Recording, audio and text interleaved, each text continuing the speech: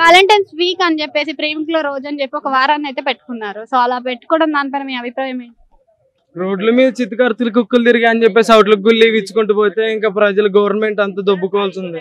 ఇట్లా ప్రతిరోజు లీవులు, lovers day, kiss day ఇవన్నీ ఇచ్చుకుంటూ పోతే ఏదో ఇప్పుడు రైతులు ఉన్నారు, వాటి కోసం రైతు డే అని పెట్టొచ్చుగా, ఫార్మర్స్ డే అని పెట్టొచ్చుగా, వీళ్ళందరినీ రోజు ఫార్మర్స్ గా వెళ్ళి పంపించచ్చుగా. ఇప్పుడు లవర్స్ డే అని చెప్పేసి అందరూ ఓయే రూములకి పార్కులు వెళ్ళిపోతారు.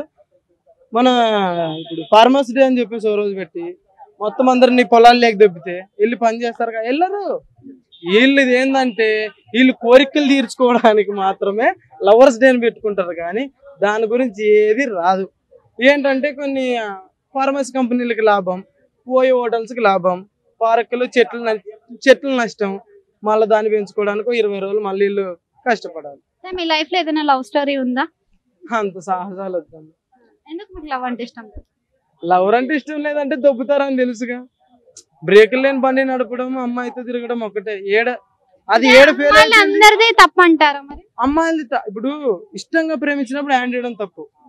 ఇప్పుడు వాళ్ళ ఇంట్లో ఒప్పించే, ఇప్పుడు బాయ్స్ ఏంటంటే పర్ఫెక్ట్ గా చేసుకుంటామని చెప్తే ఇంట్లో వాళ్ళతో యుద్ధం చేసైనా పెళ్లి చేసుకుంటారు. వీళ్ళు అమ్మ వద్దా, నాన్న వద్దన్న దొబ్బేస్తారు. అప్పుడు మేము ఎవరు ఏం చేయాలి? సరే, ఇప్పుడు ఒక అమ్మాయి మీ లైఫ్ లోకి వచ్చింది, మన ఇద్దరం పెళ్లి చేస్తుంది. అమ్మాయి ఏం పని లేదా అమ్మాయికి మళ్ళీ నా లైఫ్ లో రావడానికి? అమ్మాయికి ఏం పని లేదా? కాదు, లవ్ చేస్తుంది అనుకోండి, అమ్మాయి పెళ్లి చేసుకుందామని అన్నది. అన్న తర్వాత నాకు మీ అమ్మ నాన్న వద్దు, నువ్వు నేను మాత్రమే ఉందామని అంటది. అప్పుడు ఏం చేస్తావు? అసలు నువ్వెవరు నన్ను అడగడానికి? నన్ను లవ్ చేసే పని నీకెందుకు? నీకు పని లేదని ఇదే క్వశ్చన్ అడుగుతా. మా అమ్మ నాన్నని ఎందుకు వద్దు అంటున్నావు? నువ్వెవరు అసలు అని ఇదే క్వశ్చన్ అడుగుతా నేను. ఇప్పుడు ఒక ముగ్గురు అమ్మాయిలు వచ్చారు, ముగ్గురు.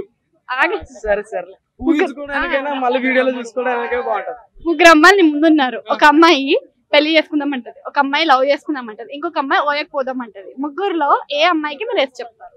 ముగ్గురు ప్లస్ చెప్పు ఓయకి దొబ్బడమే అంతే. ఏం వరాకు మనకు అవసరం లేదు, ముగ్గురు ఓయకి దొబ్బడమే. ఎందుకంటే ఏం చేస్తాం, వర్షం వచ్చినప్పుడు విత్తనాలు నాటాలి, అమ్మాయిలు వచ్చినప్పుడు ఓయకి దొబ్బాలి. ముగ్గురిని ఎలా అంటే ఏముంది, ఇప్పుడు